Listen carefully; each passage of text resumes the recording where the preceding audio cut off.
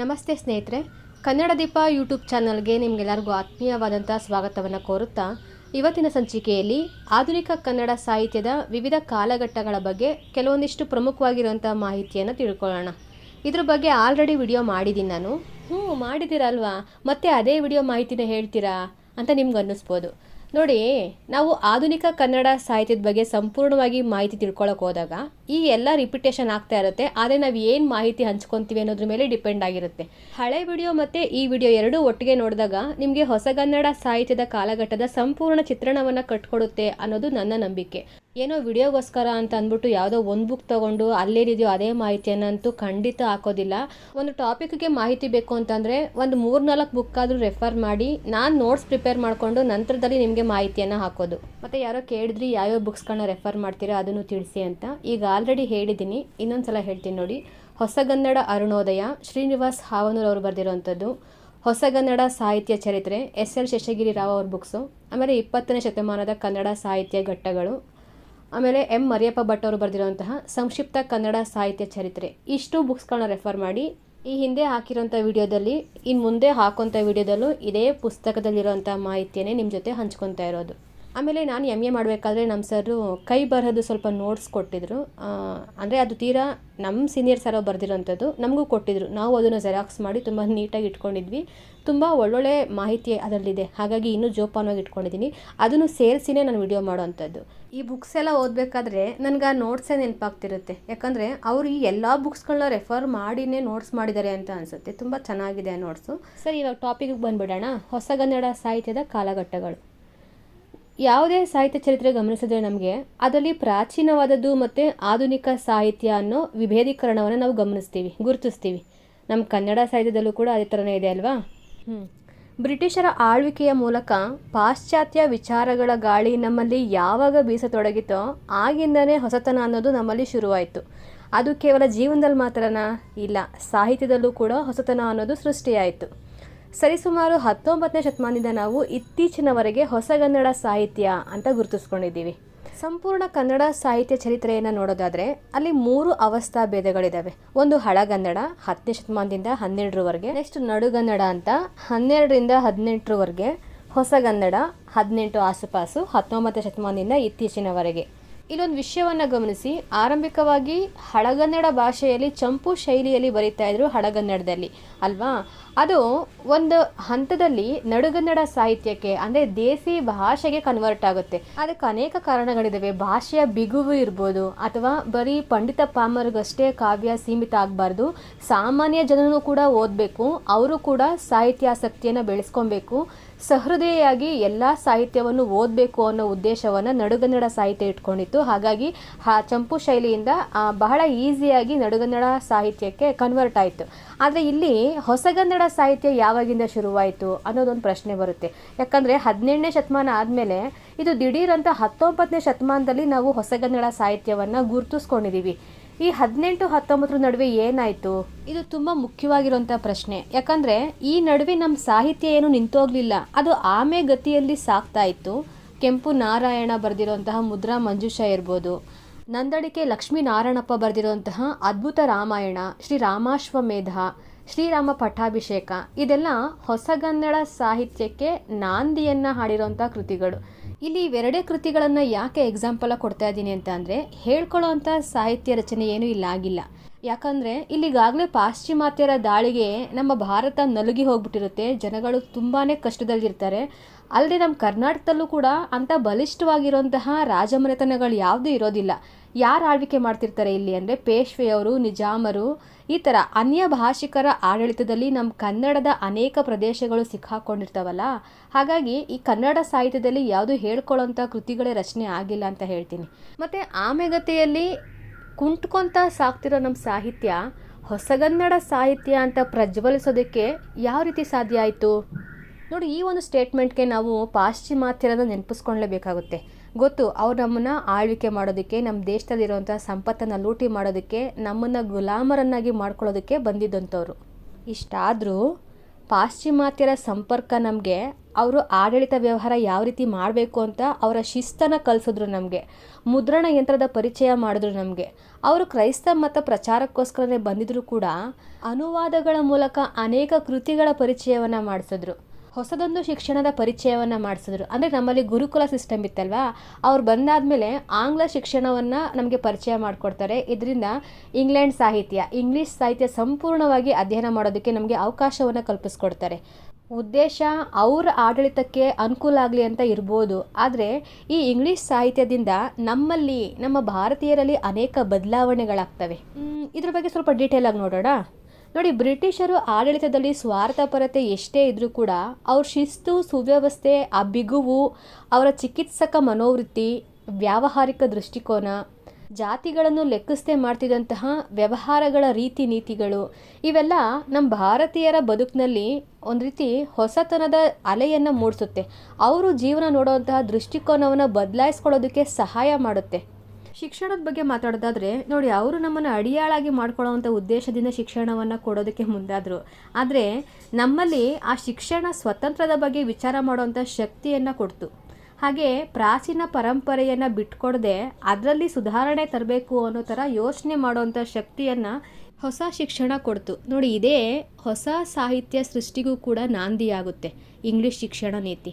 ಅಲ್ಲಿ ಏನು ಹೊಸ ಹೊಸ ವಿಚಾರಧಾರೆಗಳನ್ನು ಕಲ್ತ್ಕೊಂಡು ಬಂದ್ರಲ್ವಾ ವಿದ್ಯಾವಂತ ವರ್ಗ, ನಮ್ಮಲ್ಲೂ ಕೂಡ ಅಂಥದ್ದೊಂದು ವಿಚಾರಧಾರೆ ನಮ್ಮ ಭಾರತೀಯರು ಕೂಡ ಕಲ್ತ್ಕೊಬೇಕು, ಅದನ್ನು ನಾವು ಕೃತಿಯಾಗಿಸ್ಬೇಕು ಅಂತ ಮುಂದಾಗ್ತಾರೆ. ಈ ಹೊಸ ಬಗೆಯ ಸಾಹಿತ್ಯದ ಆರಂಭಿಕ ಹೆಜ್ಜೆಗಳನ್ನು ನಾವು ಶಬ್ದಕೋಶಗಳು, ವ್ಯಾಕರಣ ಗ್ರಂಥಗಳು, ಪಾಶ್ಚಾತ್ಯ ವಿಚಾರಗಳ ಅನುವಾದಗಳು, ಕಥನಗಳು, ಬಿಡಿಯಾದ ಲೇಖನಗಳು, ಈ ಥರ ಪ್ರಯತ್ನಗಳನ್ನು ಮಾಡ್ತಾರೆ ಆರಂಭಿಕವಾಗಿ. ಇದು ನವೋದಯ ಪೂರ್ವ ಕಾಲಘಟ್ಟದಲ್ಲಿ ನಡೆದಿರುವಂತಹ ಒಂದು ಮಹತ್ವಪೂರ್ಣ ಬೆಳವಣಿಗೆ. ಯಾಕಂದರೆ ಇಷ್ಟೊತ್ತಿಗಾಗಲೇ ಮುದ್ರಣ ಸೌಕರ್ಯ ನಮಗೆ ಸಿಕ್ಕಿರುತ್ತೆ, ಮತ್ತು ಮಿಷನರಿಗಳ ಆಗಮನ ಆಗಿರುತ್ತಲ್ವ. ಅವ್ರವ್ರ ಮತ ಪ್ರಚಾರಕ್ಕಾಗಿ ಬಂದಿರುವಂತಹ ಈ ಮಿಷನರಿಗಳು ನಮ್ಮಲ್ಲಿರುವಂಥ ಸಂಸ್ಕೃತಿಯನ್ನು ಅಧ್ಯಯನ ಮಾಡೋದ್ರ ಜೊತೆಗೆ ಅವರ ಧರ್ಮ ಪ್ರಚಾರವನ್ನು ಮಾಡ್ದಂಗಾಯಿತು. ಹಾಗೆ ಇಲ್ಲಿ ಕೆಲವೊಂದು ಕೃತಿಗಳನ್ನು ಓದಿ ಅದನ್ನು ಅವ್ರ ಭಾಷೆಗೆ ಅನುವಾದ ಮಾಡ್ಕೊತಾ ಇದ್ರು. ಅವ್ರ ಭಾಷೆಯಲ್ಲಿರುವಂಥ ಕೃತಿಗಳನ್ನು ನಮ್ಮ ಭಾಷೆಗೆ ಅನುವಾದ ಮಾಡಿ ಒಂದು ಸಾಹಿತ್ಯವನ್ನು ಬೆಳೆಸಿದ್ದಾರೆ ಈ ಮಿಷನರಿಗಳು. ಮತ್ತು ಆ ಬ್ರಿಟಿಷ್ ಅಧಿಕಾರಿಗಳು, ಆಡಳಿತಾಧಿಕಾರಿಗಳು ಕೂಡ ಈ ಸಾಹಿತ್ಯಕ್ಕೆ ಸಾಕಷ್ಟು ಸೇವೆಯನ್ನು ಸಲ್ಲಿಸಿದ್ದಾರೆ. ನವೋದಯದ ಆರಂಭಿಕ ಹೆಜ್ಜೆಗಳನ್ನು ಮಿಷನರಿ ಜನರು ಹಾಗೆ ಆಡಳಿತಾಧಿಕಾರಿಗಳು ಕೈ ಹಿಡಿದು ನಡೆಸಿದ್ರು ಅಂದರೆ ತಪ್ಪಾಗೋದಿಲ್ಲ. ಆರಂಭಿಕವಾಗಿ ಇವರ ಸಹಾಯ ಹಸ್ತದಿಂದ ಪ್ರಯತ್ನ ಪೂರ್ವಕವಾಗಿ ಸಾಹಿತ್ಯ ರಚನೆ ಮಾಡಿದ್ರೆ, ನಂತರದಲ್ಲಿ ಸ್ವತಂತ್ರವಾಗಿ ಯಾರೇ ಸಹಾಯ ಇಲ್ಲದೆ ಕೃತಿಯನ್ನು ರಚನೆ ಮಾಡ್ತಾರೆ. 1810ರಿಂದ 1860ರವರೆಗೆ ಈ ಮಿಷನರಿ ಜನರ ಸಾಹಿತ್ಯ ಕಾರ್ಯವೇ ಪ್ರಧಾನ ಅಂತ ಗುರುತಿಸ್ಕೊಬೋದು. ಅದಾದಮೇಲೆ ದೇಶೀಯರ ಜೊತೆಗೂಡಿ ವಿವಿಧ ಕೃತಿಗಳ ಅನುವಾದ, ಹಳೆಯ ಗ್ರಂಥಗಳ ಪರಿಷ್ಕರಣ ಮತ್ತು ಜನಪ್ರಿಯ ಗದ್ಯ ಕಥನಗಳು, ಇವುಗಳ ಕಡೆ ಗಮನವನ್ನು ಹರಿಸ್ತಾರೆ. ಯಾಕಂದರೆ ಆರಂಭಿಕ ಹಂತದಲ್ಲೆಲ್ಲ ಅನುವಾದ ಕಾರ್ಯನೇ. ಇದನ್ನು ನವೋದಯ ಪೂರ್ವ ಕಾಲಘಟ್ಟ ಅಂತ ಅದಕ್ಕೆ ಕರೆಯುವಂಥದ್ದು. ಅರುಣೋದಯ ಕಾಲದ ಸಾಹಿತ್ಯ ರಚನೆಯನ್ನು ಅನುಕರಣ, ಪರಿಷ್ಕರಣ, ಸ್ವತಂತ್ರ ನಿರ್ಮಾಣ ಅಂತ 3 ವಿಧಗಳಾಗಿ ವಿಂಗಡಿಸ್ಕೊತೀವಿ. ನೋಡಿ, ಈ ಒಂದು ವಿಂಗಡಣಾ ಕ್ರಮ ಬರೋದೇ ನವೋದಯ ಪೂರ್ವ ಹಂತದಲ್ಲಿ. 3ನೇ ಹಂತ ಹೇಳಿದೆ ಅಲ್ವಾ, ಸ್ವತಂತ್ರ ನಿರ್ಮಾಣ ಅಂತ. ಇಲ್ಲಿಗಾಗಲೇ ನವೋದಯ ಒಂದು ಸ್ಪಷ್ಟ ರೂಪವನ್ನು ಪಡ್ಕೊಂಡ್ಬಿಟ್ಟಿರುತ್ತೆ, ನವೋದಯ ಕಾಲಘಟ್ಟ ಅಂತ. 1880ರಿಂದ ಈಚೆಗೆ ಸ್ವತಂತ್ರ ವಿಚಾರಗಳ ಸರಣಿಗಳು, ಸ್ವಂತದ ಅಭಿವ್ಯಕ್ತಿಗಳು ಹೆಚ್ಚಾಗಿ ಕಾಣಿಸ್ಕೊತವೆ.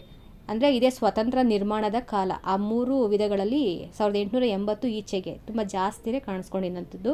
ಎಲ್ಲೆಲ್ಲಿ ಅಂದರೆ ಬೆಂಗಳೂರಿನ ಕೆಲ ವಿದ್ಯಾವಂತ ಪತ್ರಿಕೋದ್ಯಮಗಳಲ್ಲಿ ಇರ್ಬೋದು, ಮುಂಬಯಿಯ ಕರ್ನಾಟಕ ಸುಧಾರಕ ಪಂಥಗಳಲ್ಲಿ ಇಂಥ ಒಂದು ವಿಚಾರ ಸರಣಿಗಳು, ಸ್ವತಂತ್ರವಾಗಿ ನಾವೇನೋ ಕೃತಿಯನ್ನು ಬರಿಬೇಕು ಅನ್ನೋ ಒಂದು ಹುಮ್ಮಸ್ಸು, ಛಲ ಅನ್ನೋದು ಈ ಒಂದು ಕಾಲಘಟ್ಟದಲ್ಲಿ ಗಮನಿಸ್ತೀವಿ.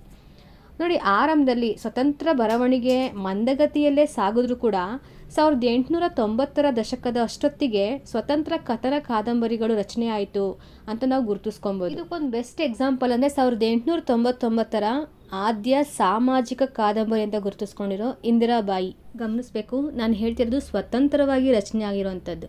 ಇದಕ್ಕೆ ಮುಂಚೆ ಆಗಲೇ ಹೇಳಿದ್ನಲ್ವ, ಪರಿಷ್ಕರಣೆ, ಅನುಕರಣ ಕ್ರಿಯೆಗಳು ನಡೀತಾ ಇದ್ದಂಥದ್ದು. 1870 ಹಾಗೆ 1883ರಲ್ಲಿ ಚುರುಮುರಿ ಶೇಷಗಿರಿ ರಾಯರು ಹಾಗೆ ಬಸವಪ್ಪ ಶಾಸ್ತ್ರಿಗಳು, ಇವರಿಬ್ಬರು ಬೇರೆ ಬೇರೆ ಕಾಲಘಟ್ಟದಲ್ಲಿ ಕಾಳಿದಾಸ ಬರೆದಿರುವಂಥ ಶಾಕುಂತಲ ನಾಟಕವನ್ನು ಕನ್ನಡಕ್ಕೆ ಅನುವಾದ ಮಾಡಿದ್ದಾರೆ. 1896ರಲ್ಲಿ ಮುರುಘರಾಧ್ಯರ ಕಾದಂಬರಿ ಶೃಂಗಾರ ಚಾತುರ್ಯೋಲ್ಲಾಸಿನಿ ಇದು ಪ್ರಕಟ ಆಗುತ್ತೆ. 1882ರಲ್ಲಿ ಇಗ್ಗಪ್ಪ ಹೆಗಡೆ ವಿವಾಹ ಪ್ರಹಸನ ಪ್ರಕಟ ಆಗುತ್ತೆ. ವೆಂಕಟರಮಣ ಶಾಸ್ತ್ರಿ ಅವರು ಬರೆದಿರುವಂಥದ್ದು. 1890ರಲ್ಲಿ ಕರ್ನಾಟಕ ವಿದ್ಯಾವರ್ಧಕ ಸಂಘದ ಸ್ಥಾಪನೆ ಆಗುತ್ತೆ. 1899ರಲ್ಲಿ ಗುಲ್ವಾಡಿ ವೆಂಕಟರಾಯರು ಬರೆದಿರುವಂಥ ಕೃತಿ. 1915ರಲ್ಲಿ MS ಪುಟ್ಟಣ್ಣ ಅವರು ಬರೆದಿರುವಂತಹ ಕೃತಿ. ನೋಡಿ, ಇವೆಲ್ಲ ಏನು ಹೇಳಕೊಟ್ಟಿದೆ ಅಂತಂದರೆ 1870ರಿಂದ 1920 ಇದು ಹೊಸಗನ್ನಡ ಸಾಹಿತ್ಯದ ಮೊದಲ ಹಂತ. ಹೊಸದೊಂದು ಸಾಹಿತ್ಯ ಉದಯ ಆಗ್ತಾ ಇದೆ ಅನ್ನೋದಕ್ಕೆ ಒಂದು ಪೂರ್ವ ವೇದಿಕೆ ಇದು. ಅದಕ್ಕೆ ಇದನ್ನು ನಾವು ನವೋದಯ ಪೂರ್ವಘಟ್ಟ ಅಂತ ಗುರುತಿಸ್ಕೊಂಡಿರೋದು. 1870ರಿಂದ 1920 ಇದು ನವೋದಯ ಪೂರ್ವ ಹಂತ. ಹೊಸ ಸಾಹಿತ್ಯ ಉದಯ ಆಗೋದಕ್ಕೆ ನಾಂದಿಯನ್ನು ಹಾಡಿರುವಂಥ ಕಾಲಘಟ್ಟ ಇದು. ಸರಿ, ಇಲ್ಲಿ ಬರೀ ಅನುವಾದ ಕಾರ್ಯನೇ ನಡೀತಾ ಇದೆ ಮತ್ತು ಪರಿಷ್ಕರಣಾ ಕಾರ್ಯ ನಡೀತಾ ಇದೆ. ಹಳೆ ಕೃತಿಗಳನ್ನು ಓದಿ ಅದನ್ನು ಹೊಸದಾದಂಥ ರೂಪವನ್ನು ಕೊಟ್ಟು ಪರಿಷ್ಕರಣೆ ಮಾಡಿ ಕೃತಿಯನ್ನು ರಚನೆ ಮಾಡ್ತಾ ಇದ್ದಾರೆ. ಇದು ಮುಗೀತು, ಸರಿ ಆಯಿತು. ಇಲ್ಲಿ ಹೊಸದಾಗೇನೋ ಕಟ್ಟಬೇಕು, ಸಾಹಿತ್ಯವನ್ನು ಕಟ್ಟಬೇಕು ಅನ್ನೋ ಒಂದು ಹುಮ್ಮಸ್ಸು ಕೆಲ ವಿದ್ಯಾವಂತ ವರ್ಗಕ್ಕೆ ಬಂತಲ್ವಾ. ಆ ಮಿಷನರಿಗಳು ಏನು ಮಾಡ್ತಾಯಿದ್ದು, ಅವರ ಸಂಸ್ಕೃತಿಯನ್ನು ನಮ್ಮ ಮೇಲೆ ಹೇರೋದಕ್ಕೆ ಅಂತ ಬಂದಾಗ ಇವರು ನಮ್ಮವರು ನಮ್ಮ ಸಂಪ್ರದಾಯವನ್ನು ಬಿಟ್ಕೊಡದೆ ಸಾಹಿತ್ಯದಲ್ಲಿ ಹೊಸತನವನ್ನು ತರೋದಕ್ಕೆ ಮುಂದಾಗ್ತಾರೆ.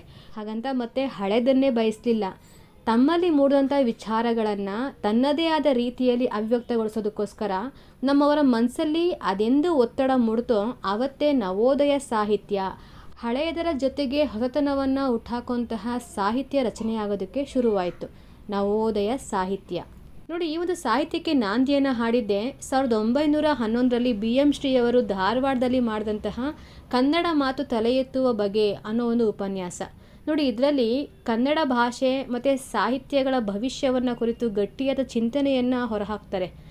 ಪಂಡಿತರಿಗಾಗಿ ಬರೆಯುವಂಥ ಕಾಲ ಹೋಗಿ ಎಲ್ಲರಿಗೋಸ್ಕರ ಬರಿಬೇಕು, ಜನಕ್ಕೆ ಸಮೀಪವಾಗಿರುವಂತಹ ಗದ್ಯ ಬೆಳೆಸಬೇಕು, ಸಾಹಿತಿ ತನ್ನ ಕಾಲದಲ್ಲೇ ಕಾಲೂರಿ ಬರಿಬೇಕು. ಅಂದರೆ ಪರಂಪರೆಗಳ ಅಧ್ಯಯನದ ಜೊತೆಗೆ ಇವತ್ತು ಯಾವ ಕಾಲಘಟ್ಟದಲ್ಲಿ ನಾವಿದ್ದೀವಲ್ವ, ಈ ಕಾಲಘಟ್ಟಕ್ಕೆ ಸರಿದೂಗುವಂತಹ ಹೊಂದಿಕೊಳ್ಳುವಂತಹ ಸಾಹಿತ್ಯವನ್ನು ರಚನೆ ಮಾಡಬೇಕು ಅಂತ ಹೇಳ್ತಾರೆ. 1921ರಲ್ಲಿ ಪ್ರಕಟವಾಗಿರುವಂತಹ BM ಶ್ರೀಯವರ ಇಂಗ್ಲಿಷ್ ಗೀತೆಗಳು ಹೊಸ ಯುಗದ ಉದಯವನ್ನು ಸ್ಪಷ್ಟವಾಗಿ ಸಾರಿ ಹೇಳುತ್ತೆ. ಇನ್ನು ಧಾರವಾಡದಲ್ಲಿ ಗೆಳೆಯರ ಗುಂಪು ಚಿರಸ್ಮರಣೀಯ ಕೆಲಸವನ್ನು ಮಾಡ್ತು ಅಂತಲೇ ಹೇಳ್ಬೋದು. ಮಂಗಳೂರಲ್ಲಿ ಗೋವಿಂದಪ್ಪಯ್ಯಗಳು 1911ರಲ್ಲಿ ಪ್ರಾಸ ಬಿಡುವ ದಿಟ್ಟ ನಿರ್ಧಾರವನ್ನು ಕೈಗೊಂಡು ಕಾವ್ಯದಲ್ಲಿ ಮುಖ್ಯ ಹೆಜ್ಜೆಯನ್ನು ಇಡ್ತಾರೆ. ಇದುವರೆಗೂ ಪ್ರಾಸಬದ್ಧವಾಗಿ ಬರೆತಿದ್ದಂಥ ಕಾವ್ಯ ಇನ್ನು ಮುಂದೆ ಯಾಕೆ ನಾವು ಪ್ರಾಸ ಬರಿಬೇಕು, ಪ್ರಾಸ ಬಿಟ್ಟು ಕಾವ್ಯವನ್ನು ರಚನೆ ಮಾಡ್ಬೋದು ಅಂತ ಗೋವಿಂದಪ್ಪಯ್ಯಗಳು ತೋರಿಸ್ಕೊಡ್ತಾರೆ. ನೋಡಿ, ಇಂಥದ್ದೊಂದು ಸ್ಪಷ್ಟವಾಗಿರುವಂಥ ನಿಲುವು ತಾಳೋದಕ್ಕೆ ಕಾರಣ ಆಗಿದೆ ಆಂಗ್ಲ ಸಾಹಿತ್ಯ. ನೋಡಿ, ಅಲ್ಲಿ ರೊಮ್ಯಾಂಟಿಸಿಸಮ್ ಅಲ್ಲಿ ಇನ್ನೇನು ಕೊನೆ ಹಂತದಲ್ಲಿತ್ತು. ನಮ್ಮಲ್ಲಿ ನವೋದಯ ಸಾಹಿತ್ಯ ಅದರ ಪ್ರೇರಣೆಯಿಂದ ಹುಟ್ಕೊಂತು ಹೊಸ ಸಾಹಿತ್ಯ ನವೋದಯ ಅಂತ. ರೊಮ್ಯಾಂಟಿಸಿಸಮ್ನ ಪ್ರೇರಣೆಯಿಂದ ನಮ್ಮಲ್ಲಿ ನವೋದಯ ಸಾಹಿತ್ಯ ಹುಟ್ಕೊಂತು. ಈ ರೊಮ್ಯಾಂಟಿಕ್ ಕವಿಗಳ ಪ್ರಭಾವಕ್ಕೆ ನಮ್ಮ ಕವಿಗಳು ಕೂಡ ಒಳಗಾಗ್ತಾರೆ. ಯಾಕೆಂದರೆ ಅವರು ಮನುಷ್ಯ ಮತ್ತು ನಿಸರ್ಗಗಳ ನಡುವೆ ಒಂದು ಸಂಬಂಧವನ್ನು ಕಲ್ಪಿಸ್ಕೊಂಡು ಕಾವ್ಯವನ್ನು ಕಟ್ತಾರೆ. ಪ್ರಕೃತಿಗೂ ಕೂಡ ಜೀವ ಇದೆ, ಅದರಲ್ಲೂ ಕೂಡ ಒಂದು ಚೇತನವಿದೆ, ಮಾನವನಿಗೂ ನಿಸರ್ಗಕ್ಕೂ ವಿಶಿಷ್ಟವಾಗಿರುವಂಥ ಸಂಬಂಧ ಇದೆ ಅನ್ನೋ ನಿಲುವನ್ನು ರೊಮ್ಯಾಂಟಿಕ್ ಕವಿಗಳು ತಾಳಿದ್ರು.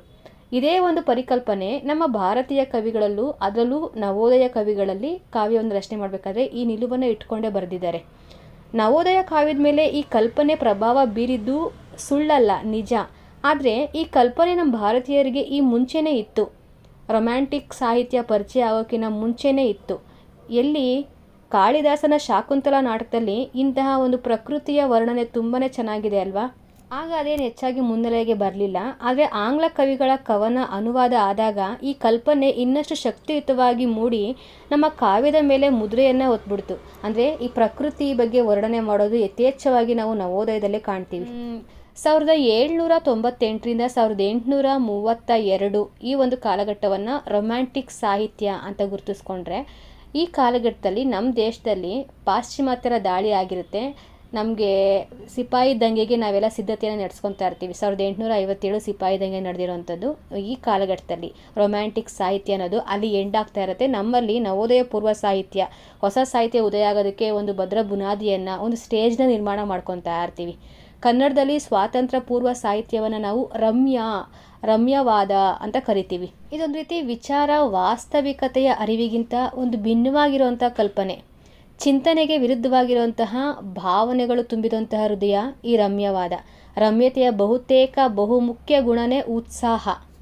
ಕವಿ ಏನು ಮಾಡ್ತಾನೆ ಇಲ್ಲಿ, ತನ್ನ ಸುತ್ತಲ ಜಗತ್ತನ್ನು ತನ್ನ ಆಲೋಚನಾ ವಿಚಾರದ ಬೆಳಕಿನಲ್ಲಿ ಕಂಡು, ಹಾಗೆ ಕಂಡದ್ದನ್ನು ಸ್ಪಷ್ಟವಾಗಿ, ಗಂಭೀರವಾಗಿ, ಸುಂದರವಾಗಿ ಸ್ಪಷ್ಟಪಡಿಸ್ತಾನಲ್ವಾ. ಇದನ್ನು ನಾವು ರಮ್ಯ ಕವಿಗಳಲ್ಲಿ, ನಮ್ಮ ನವೋದಯ ಕವಿಗಳಲ್ಲಿ ನೋಡ್ತೀವಿ. ಕವಿ ತನ್ನ ದೃಷ್ಟಿಕೋನದಲ್ಲಿ ಏನು ನೋಡ್ತಾನೋ ಅದನ್ನೇ ಸುಂದರವಾಗಿ ವರ್ಣನೆ ಮಾಡುವಂಥದ್ದು. ವರ್ಡ್ಸ್ವರ್ತ್ನ ಲಿರಿಕಲ್ ಬ್ಯಾಲಡ್ಸ್ನಲ್ಲಿ ಕಾವ್ಯ ಅಂದರೆ ತೀವ್ರ ಭಾವನೆಗಳ ಸ್ವಚ್ಛಂದ ಪ್ರವಾಹ ಅಂತ ಹೇಳಿದ್ದಾರೆ.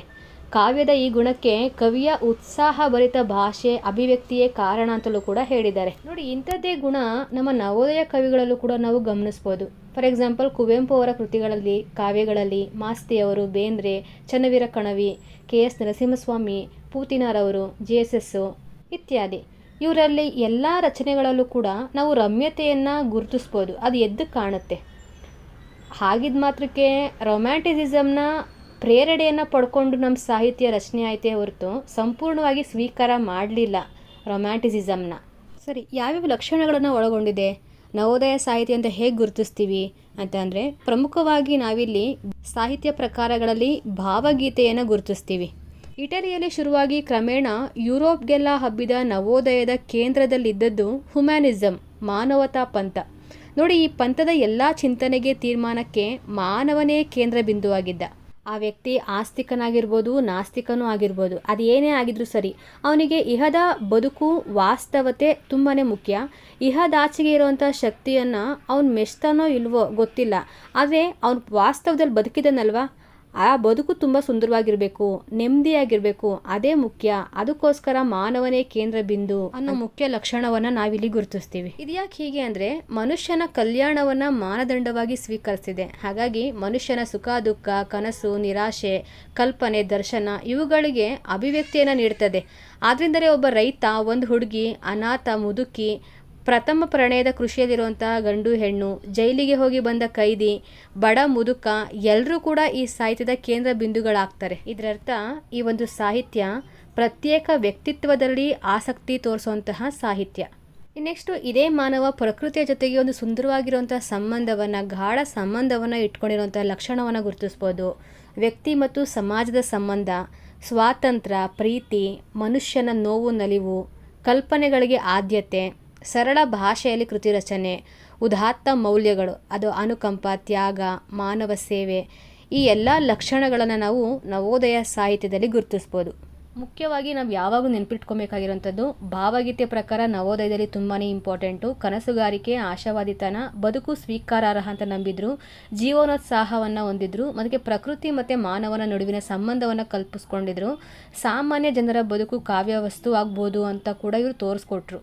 1920ರಿಂದ 1945 ಈ ಕಾಲಘಟ್ಟವನ್ನು ನವೋದಯದ ಸಂಭ್ರಮದ ಸುಗ್ಗಿ ಕಾಲ ಅಂತ ಹೇಳ್ತೀವಿ. ಇದಕ್ಕೂ ಮುಂಚಿಂದು ನವೋದಯ ಪೂರ್ವ ಕಾಲಘಟ್ಟ. 1920ರಿಂದ 1945 ನವೋದಯ ಕಾಲಘಟ್ಟ. ಇದಾದ್ಮೇಲೆ ನವೋದಯ ಲಕ್ಷಣಗಳನ್ನು ಇಟ್ಕೊಂಡು ಬೇರೆ ಕೃತಿಗಳ ರಚನೆ ಆಗಲಿಲ್ವ ಹಾಗಿದ್ರೆ ಅಂತಂದರೆ, ನೋಡಿ, ಪ್ರಗತಿಶೀಲ ಕಾಲಘಟ್ಟದಲ್ಲೂ ನವೋದಯ ಲಕ್ಷಣಗಳನ್ನು ಹೊಂದಿರುವಂಥ ಕೃತಿಗಳು ರಚನೆ ಆಗಿದ್ದಾವೆ. ಎಕ್ಸಾಕ್ಟಾಗಿ ಈ ಒಂದು ಕಾಲಘಟ್ಟವನ್ನು ತುಂಬ ನವೋದಯದ ಉತ್ತುಂಗ ಅಂತ ಹೇಳ್ಬೋದು. ನವೋದಯ ಕಾಲ ಸಾಹಿತ್ಯ ಉತ್ತುಂಗದಲ್ಲಿತ್ತು 1920ರಿಂದ 1945 ಅಂತ. ಹಾಗಾಗಿ ಈ ಒಂದು ಕಾಲಘಟ್ಟದ ಮಿತಿಯನ್ನು ಇಟ್ಕೊಂಡಿರೋವಂಥದ್ದು. ಈ ನವೋದಯ ಸಾಹಿತ್ಯ ಜನ್ಮ ತಾಳೋದಕ್ಕೆ ಇನ್ನೂ ಕೆಲವೊಂದಿಷ್ಟು ಕಾರಣಗಳನ್ನು ಕೊಡ್ಬೋದು. 2 ವಿಭಿನ್ನ ಸಂಸ್ಕೃತಿಗಳು ಮುಖಾಮುಖಿಯಾದರ ಪರಿಣಾಮಗಳಾಗಿರ್ಬೋದು. ಜನಕ್ಕೆ ಅನುಭವವಾಗುತ್ತಿದ್ದಂಥ ಕಾಲಘಟ್ಟದಲ್ಲಿ ಬೇರೊಂದು ದೇಶ ನಮ್ಮ ಸ್ವಾತಂತ್ರ್ಯವನ್ನು ಕಿತ್ಕೊಂಡು ನಾವು ಗುಲಾಮರಾದುದರ ಪರಿಣಾಮಗಳು ಯಾವಾಗ ನಮ್ಮಲ್ಲಿ ಕಾಣಿಸ್ಕೊತವಲ್ವ, ಆ ಎಲ್ಲ ಕಾರಣಗಳಿಂದಲೇ ಒಂದು ಹೊಸ ಸಾಹಿತ್ಯ ಜನ್ಮ ತಾಳೋದಕ್ಕೆ ಕಾರಣ ಆಯಿತು ಅಂತಲೂ ಕೂಡ ನಾವು ಗುರುತಿಸ್ಕೊಬೋದು. ನಮ್ಮ ಕನ್ನಡ ಭಾಷೆ ಮಟ್ಟಿಗೆ ಹೇಳೋದಾದರೆ, ಈ 2 ಪರಿಣಾಮಗಳನ್ನು ಸಾಹಿತ್ಯಕ್ಕೆ ಸ್ವೀಕರಿಸಿ ಬದುಕಿನ ಸಂದರ್ಭದಲ್ಲಿಟ್ಕೊಂಡು ಸಾಹಿತ್ಯ ರಚನೆಯನ್ನು ಮಾಡ್ತಾರೆ ನಮ್ಮ ಕವಿಗಳು.